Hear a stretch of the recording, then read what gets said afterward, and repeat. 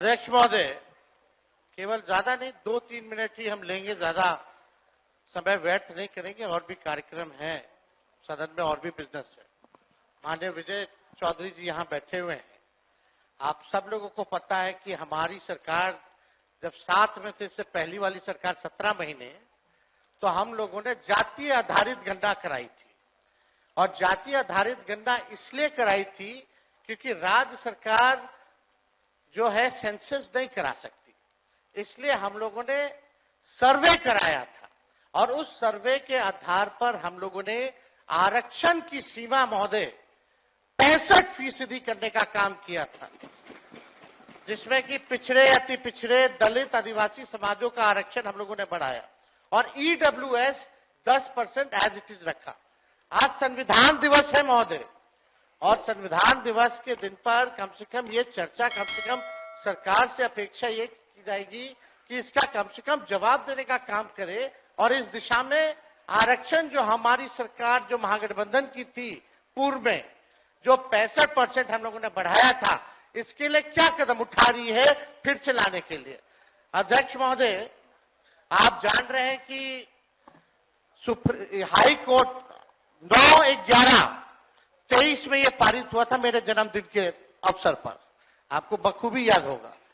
और ये 20/6/24 को जो है मना कर दिया गया हाईकोर्ट द्वारा, और ये दिया गया कि इसका जो है प्रॉपर स्टडी जो है नहीं हो पाया है, इसको देखते हुए इसको निरस्त कर दिया गया।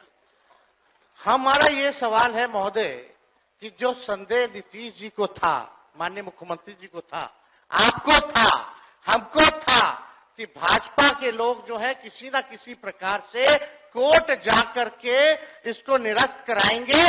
इसलिए माननीय मुख्यमंत्री जी ने मेरी बात तो सुन लो।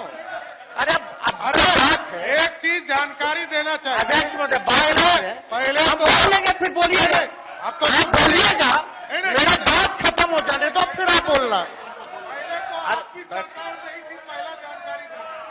अरे नीतीश कुमार की सरकार थी, आप कौन थे? महागठबंधन की सरकार, वो जानकारी जैसे आप है ना, जैसे आप है। अभी किसकी सरकार है? भाजपा की सरकार नहीं है क्या? क्या बोलिए?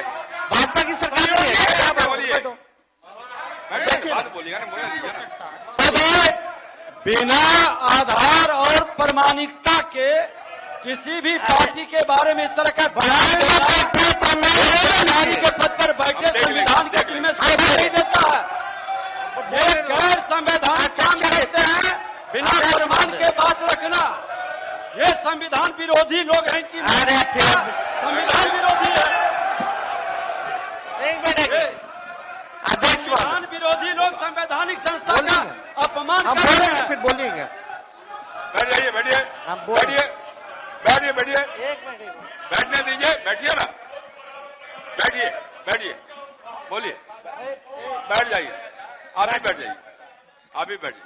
देखिए, लेकिन आज ही मुख्यमंत्री जी के कहने के एक मिनट, आज ही मैंने आग्रह किया है, कल भी मैंने कहा था ये बात, संसदीय लोकतंत्र में हम अगर बेहतर ढंग से अपनी बात रखेंगे, मुझे भी उस जगह पर रहने का अवसर मिला है, और मैं समझता हूं कि बेहतर ढंग से बात रखेंगे तो बात में वजन भी आता है। तो सभी से अपेक्षा करता हूं, केवल नीति बात नहीं कर रहा हूं, सबसे अपेक्षा करता हूं अपनी बात रखते समय ठीक ढंग से अगर बात रखेंगे, ढंग से बात रखेंगे आप, तो संविधान का सम्मान भी होगा और आपके विषय में दम भी आएगा। बोलिए। महोदय, समय देश के लिए हम आभारी हैं और हम लोग भी सहयोग कर रहे हैं, लेकिन माननीय मुख्यमंत्री जी जब हम लोगों ने पारित किया 9/11/2023 में, तो एक तय हुआ हमारे मंत्रिमंडल द्वारा कैबिनेट में, माननीय मुख्यमंत्री जी के आदेश पे, कि डर है कि कहीं ये कानून जो हम लोगों ने आरक्षण का लाया है खत्म ना हो जाए। इसके लिए आप सब लोग मिलकर के प्रेस कॉन्फ्रेंस कर लीजिए। और सम्राट चौधरी जी जो आप बोले, उस प्रेस कॉन्फ्रेंस का वीडियो हम आपको भेज देंगे, आप दोनों को। उसमें माननीय चौधरी जी ने क्या कहा था, अशोक चौधरी जी ने क्या कहा था, हमने क्या कहा था, आपको प्रमाण मिल जाएगा। चलिए, दूसरी बात मेरा यह है कि अब तो स्टडी, अब तो सुप्रीम कोर्ट में चल रहा है, अब हम लोग भी सुप्रीम कोर्ट में, आरजेडी भी पार्टी बनी हुई है उसको लेकर के। अब मेरा सवाल ये है कि जो बहालियां हो रही है, जो आरक्षित वर्ग है, उसको नुकसान हो रहा है कि नहीं हो रहा? 16% हो रहा है ना। यह गंभीर मसला है महोदय। पिछड़ों का, अति पिछड़ों का, दलितों का, आदिवासियों का, जो भी आरक्षित वर्ग है, उनका भारी नुकसान हो रहा है। मेरा यही कहना है, अगर सरकार, और देश में ये पहली ऐसी सरकार थी 17 महीनों की जहां जाति आधारित गणना भी हुई और 65% आरक्षण की भी सीमा तय की। पहली बार इतना बड़ा निर्णय हम लोगों ने लिया, उस निर्णय को लागू कराने में क्यों फेल रहे? अब महोदय 2 पॉइंट हम खाली रखना चाहते हैं कि 23 में ये लागू हुआ, 23 में ये लागू हुआ। सुन लीजिए, आप भी बोल। अध्यक्ष, विषय की वो जगह महोदय उस जगह पर नेता प्रतिपक्ष के रूप में हम बैठते थे, यही व्यक्ति बोलने नहीं देते थे। आज खुल करके यही अंतर है।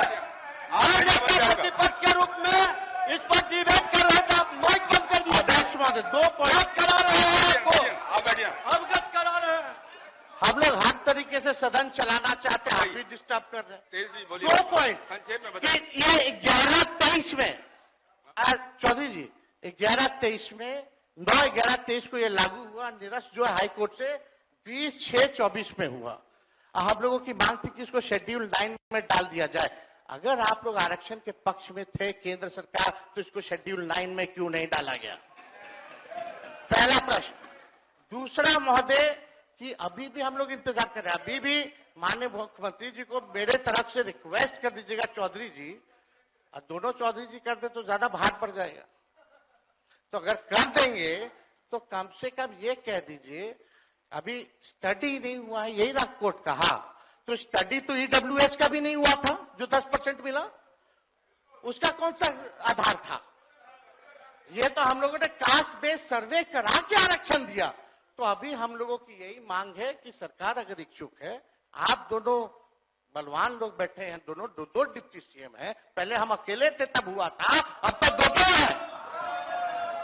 तो महोदय यही हमारा मांग है, खाली मांग सुन लिया जाए कि इसमें अभी भी स्टडी के लिए एक असेंबली की कमेटी बना दीजिए, एक असेंबली की कमेटी बना दीजिए जो स्टडी कर ले। और भाई आप बैठिए। अरे सुन लीजिए ना, क्या व्यवहार है? डिप्टी सीएम है यार, डिप्टी सीएम जैसा बोलने का मौका देते थे, नहीं सभा देता था। मांग ही नहीं। संवैधानिक पद का हमारी ये मांग है, संविधान की बात एक कमेटी विधानसभा की बना दे सरकार, चाहिए उनको। 4 दिन तक ये जो 5 दिन का सत्र है, इसको 1-2 दिन और बढ़ा दे, और कैबिनेट से जो संशोधन करना है कम से कम 65% नहीं 85% कर दीजिए। आप 10% और बढ़ा करके बिल ले आए, हम लोग सब लोग मिलकर के पास करने का काम करेंगे, यही मांग है। नमस्कार, मैं हूं मानक गुप्ता। अगर आपको हमारा ये वीडियो पसंद आया हो तो इसे लाइक और शेयर जरूर करें, और हां, हमें सब्सक्राइब और फॉलो करना ना भूलें ताकि आप देश और दुनिया की कोई खबर मिस ना करें। तो जुड़े रहिए हमारे साथ और देखते रहिए न्यूज़ 24।